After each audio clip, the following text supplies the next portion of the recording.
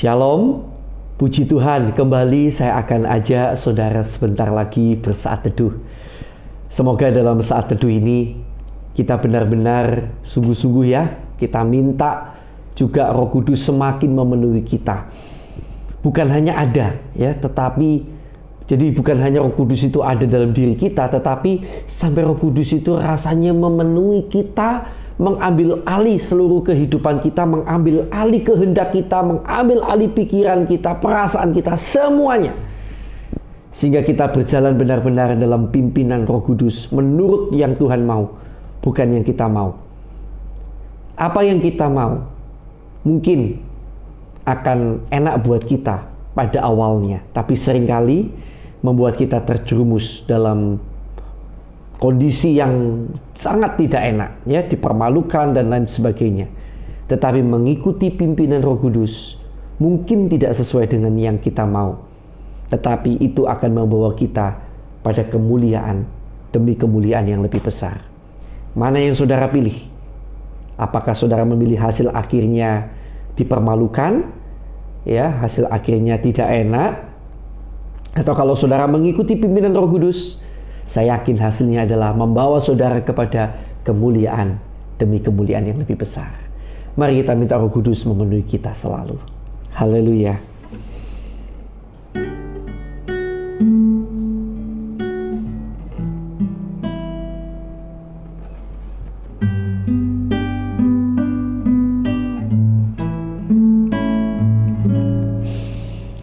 Roh-Mu yang hidup penuhiku, mengalir dalamku. Jiwaku tenang bersamamu dalam naunganmu. Ku buka hati untuk jamahanmu, berserah penuh di hadiratmu. Kau ambil alih seluruh hidupku, di altarmu menyembahmu.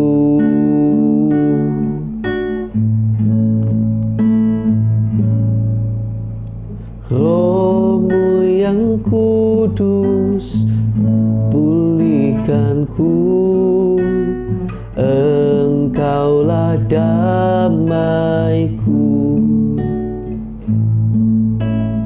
Ku hidup oleh anugerah-Mu yang menyertaiku. Buka hati untuk jamahanmu, berserah penuh di hadiratmu. Kau ambil alih seluruh hidupku, di altarmu menyembahmu.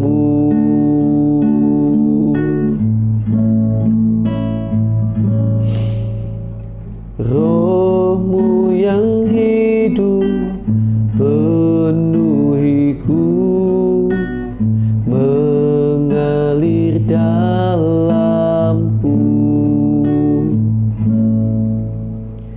Jiwaku tenang bersamamu dalam naunganmu.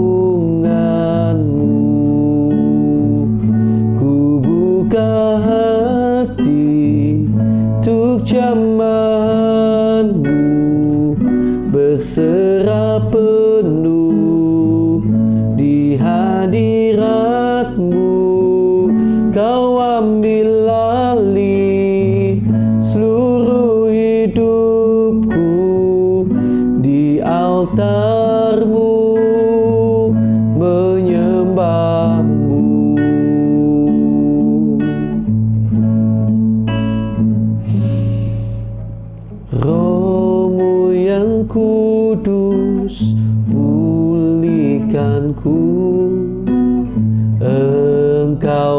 damaiku.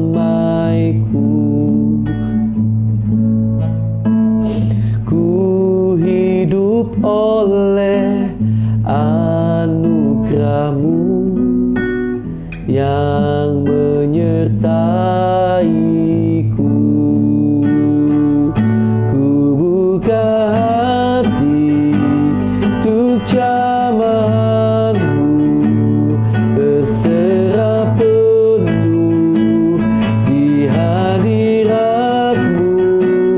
Kau ambil alih seluruh hidupku di altar-Mu, menyembah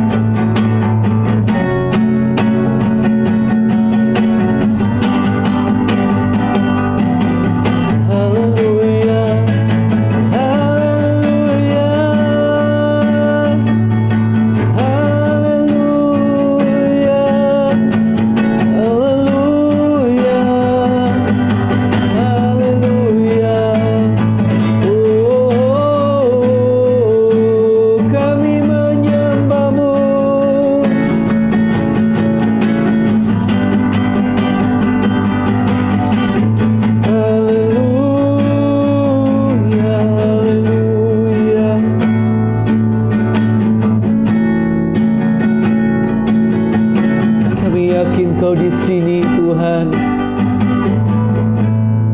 Sebab itu kami mohon Engkau memenuhi kami, Roh Kudus, Tuhan Yesus. Penuhi kami Tuhan. Penuhi kami Tuhan.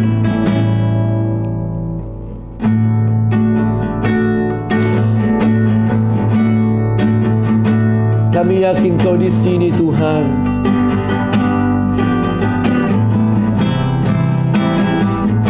Amin. Ku yakin Kau hadir di sini. Ku rasakan kuasa yang tak terbatas. Ku yakin Kau nyata di sini. Kemenangan terjadi di sini. Ku yakin Kau hadir di sini. Ku rasakan kuasa yang tak terbatas. Ku yakin Kau nyata di sini. Kemenangan terjadi di sini.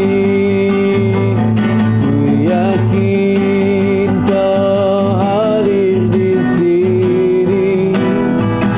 Ku rasakan kuasa yang tak terbatas. Ku yakin Kau nyata di sini. Kemenangan terjadi di sini. Ku yakin Kau hadir di sini. Ku rasakan kuasa yang tak terbatas. Ku yakin Kau nyata di sini. Kemenangan terjadi di sini. Segenap jiwaku memuji-Mu. Sungguh besar Kau Yesusku. Segenap hatiku menyembah-Mu. Kau besar,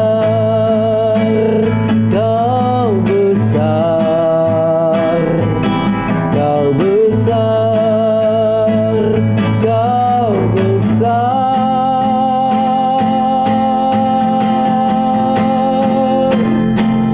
Ku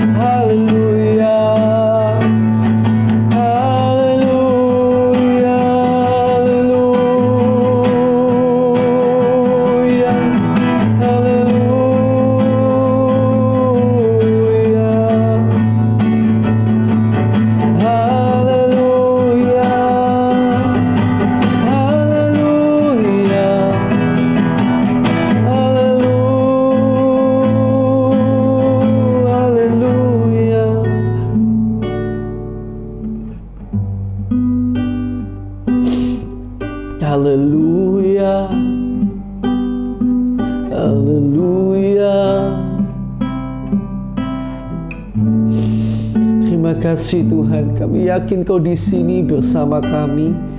Sekalipun kami mengikuti acara saat teduh ini dari rumah kami masing-masing, dengan jam yang kami tentukan masing-masing, tapi kami percaya kuasa yang sama, urapan yang sama mengalir saat ini, mengalir di saat kami menyembah kepadamu. Kiranya Kau semakin memenuhkan bejana hidup kami dengan aliran-aliran Roh Kudus-Mu Tuhan. Lebih-lebih lagi Tuhan, lebih-lebih lagi, sampai Kau ambil alih, seluruh kehidupan kami Tuhan. Terima kasih Tuhan. Sebentar kami akan membaca firman-Mu. Kiranya Tuhan akan mengurapi kami dan membentangkan kebenaran firman dalam hidup kami. Terima kasih Tuhan. Dalam nama Tuhan Yesus Kristus. Haleluya. Amin. Puji Tuhan, puji Tuhan.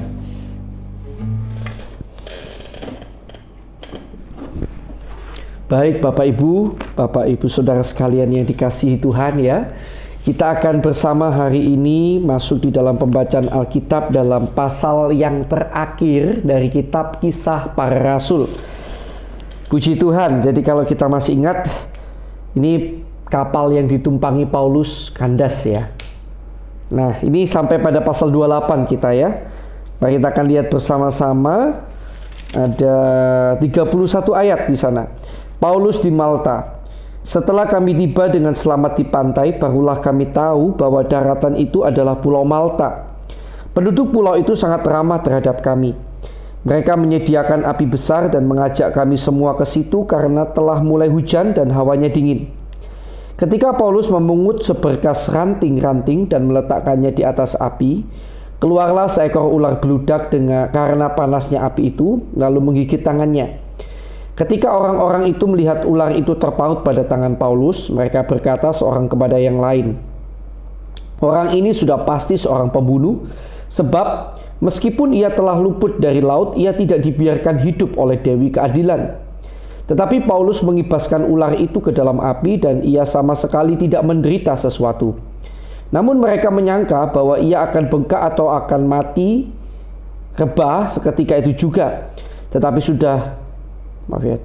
sesudah lama menanti-nanti, mereka melihat bahwa tidak ada apa-apa yang terjadi kepadanya, maka sebaliknya mereka berpendapat bahwa ia seorang dewa.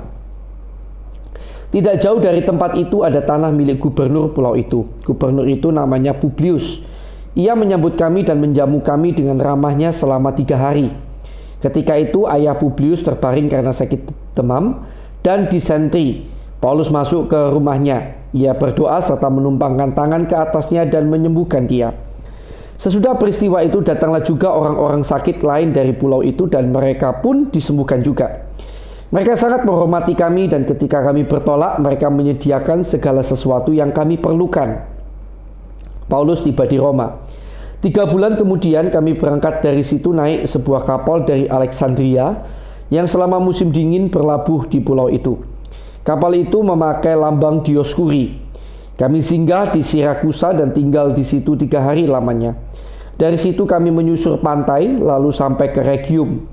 Sehari kemudian bertiuplah angin selatan dan pada hari kedua sampailah kami di Puteoli. Di situ kami berjumpa dengan anggota-anggota jemaat dan atas undangan mereka kami tinggal 7 hari bersama-sama mereka. Sesudah itu kami berangkat ke Roma. Saudara-saudara yang di sana telah mendengar tentang hal ikhwal kami dan mereka datang menjumpai kami sampai ke Forum Appius dan Tres Taberne. Ketika Paulus melihat mereka, ia mengucap syukur kepada Allah lalu kuatlah hatinya. Setelah kami tiba di Roma, Paulus diperbolehkan tinggal dalam rumah sendiri bersama-sama seorang prajurit yang mengawalnya.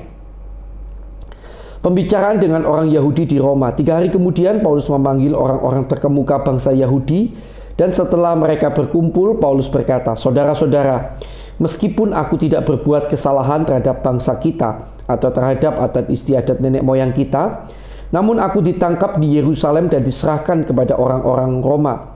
Setelah aku diperiksa, mereka bermaksud melepaskan aku karena tidak terdapat suatu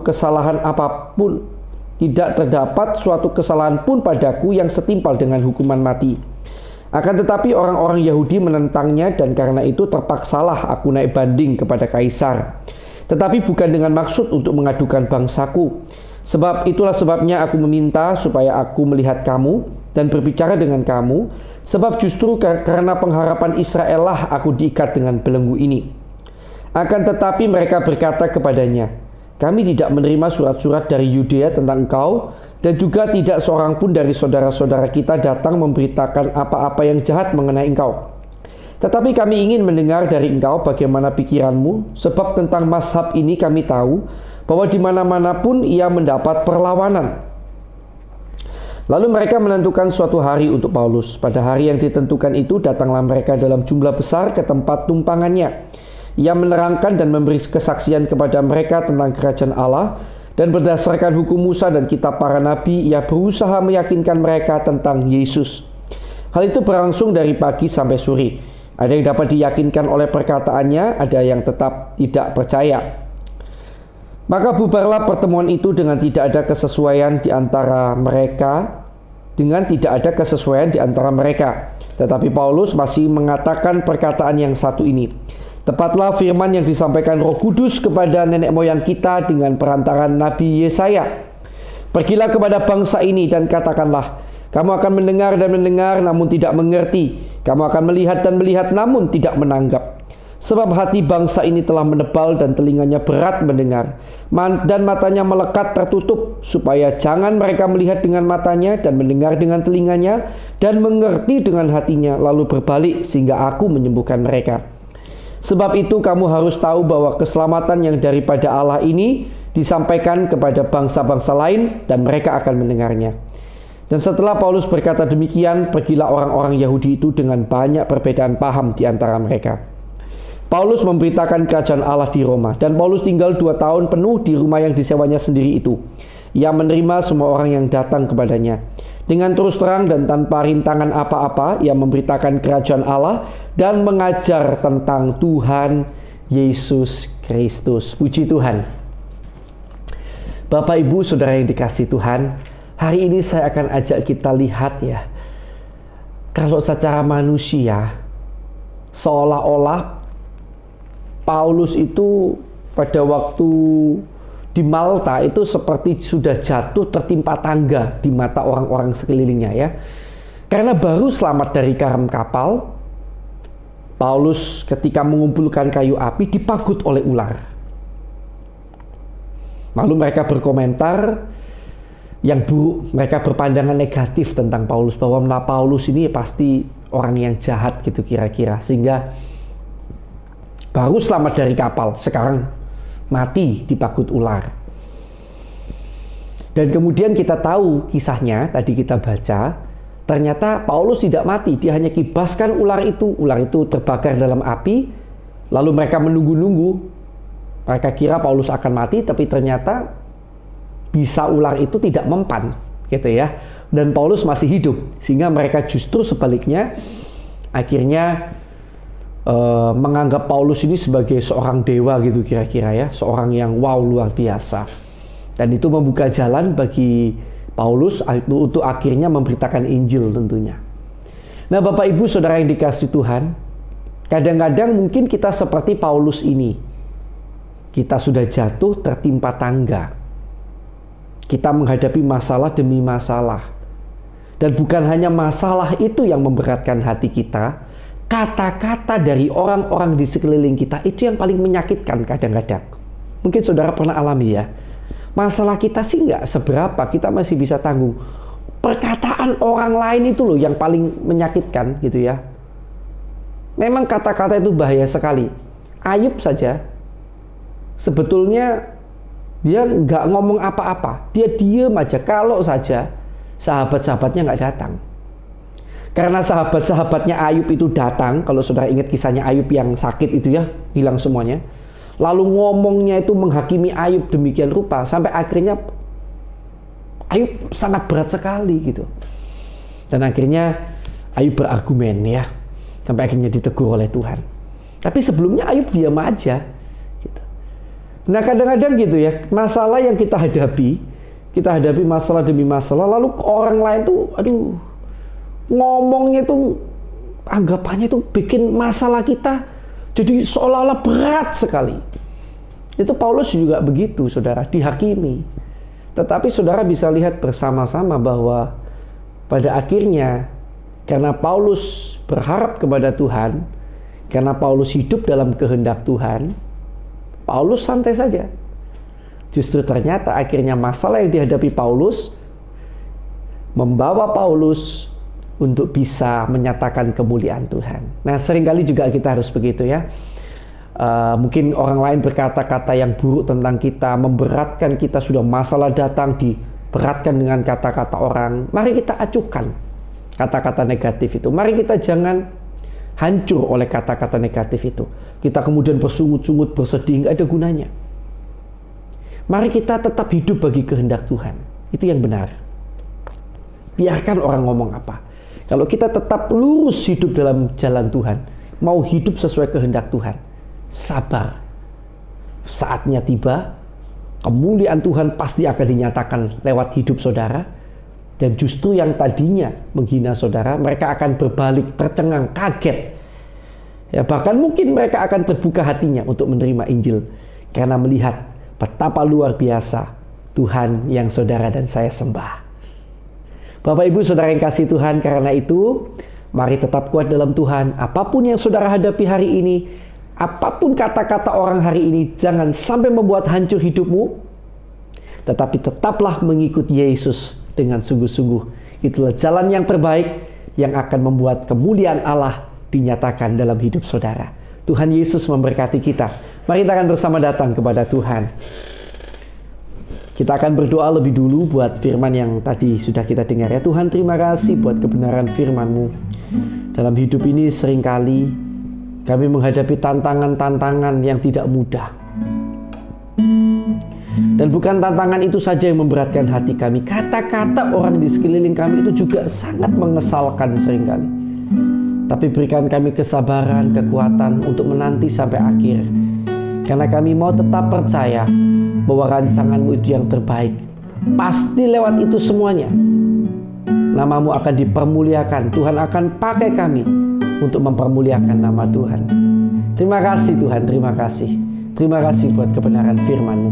Berikan kekuatan hati kepada sahabat-sahabat saat teduh kami semuanya, menghadapi tantangan-tantangan hidup dan kata-kata orang yang mungkin menyakiti hati mereka. Dalam nama Yesus, curahkan kekuatan-Mu Tuhan. Curahkan damai sejahtera-Mu. Terima kasih Tuhan Yesus.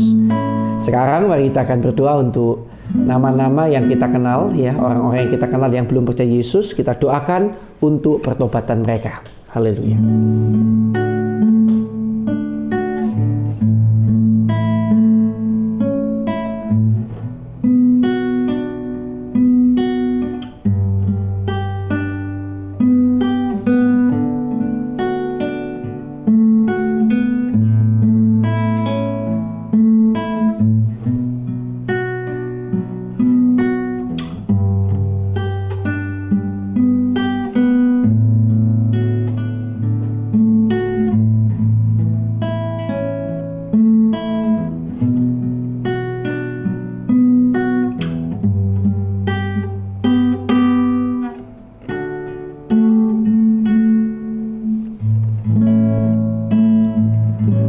Kita lanjutkan doa kita. Tuhan, kami juga berdoa untuk sahabat-sahabat saudara seiman kami di seluruh dunia yang sampai hari ini masih menderita siksa dan aniaya karena nama-Mu, karena kebenaran firman-Mu Tuhan.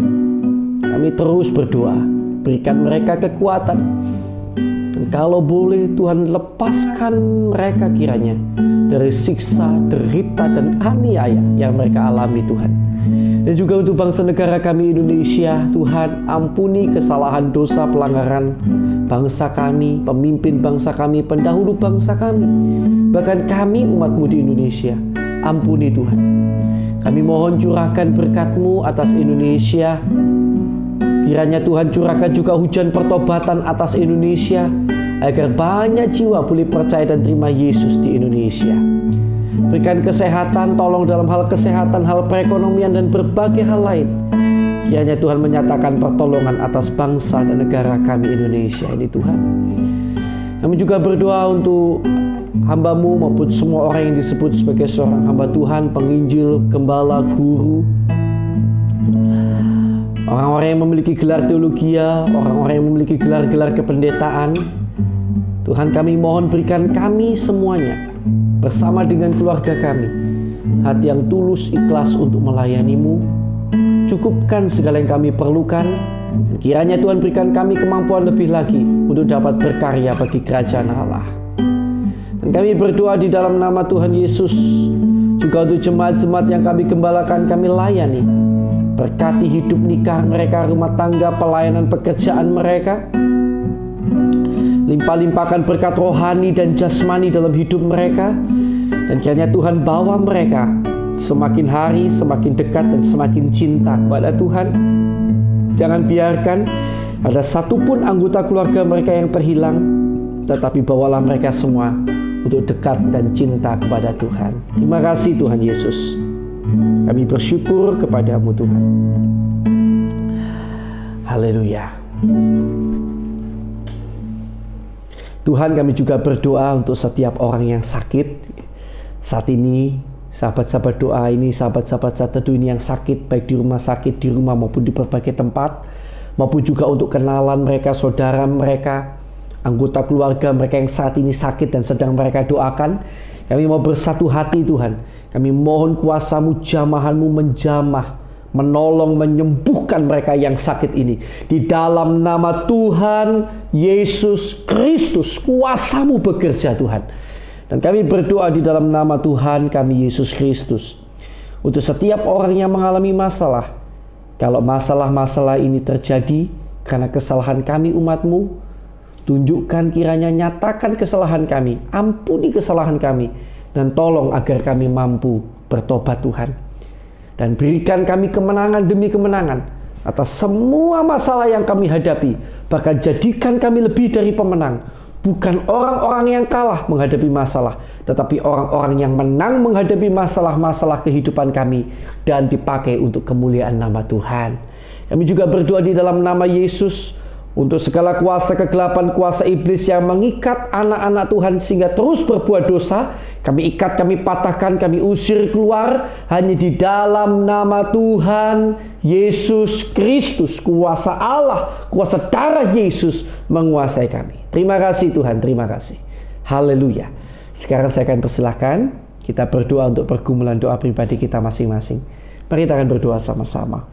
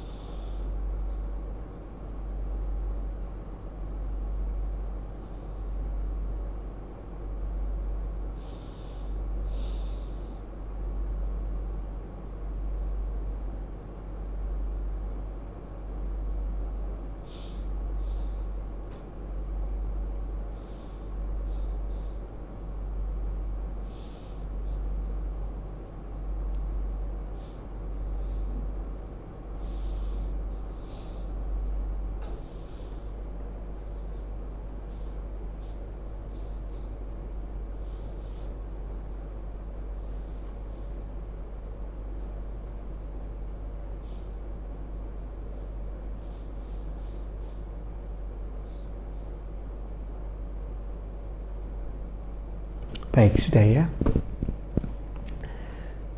Terima kasih Tuhan, kami bersyukur padamu. Sekarang kiranya Kau memberkati keluarga kami, pelayanan kami, dan pekerjaan kami. di dalam segala perkara. Kiranya Tuhan memberkati dan memakai kami sebagai berkat bagi sekeliling kami, sampai pada akhir kehidupan kami untuk kemuliaan nama-Mu Tuhan. Terima kasih Tuhan, terima kasih. Kami terima berkat-Mu di dalam nama Allah Bapa, Allah Anak, Allah Roh Kudus, di dalam nama Tuhan Yesus Kristus. Yang percaya, mari bersama saya katakan, amin. Puji Tuhan, Tuhan Yesus memberkati saudara.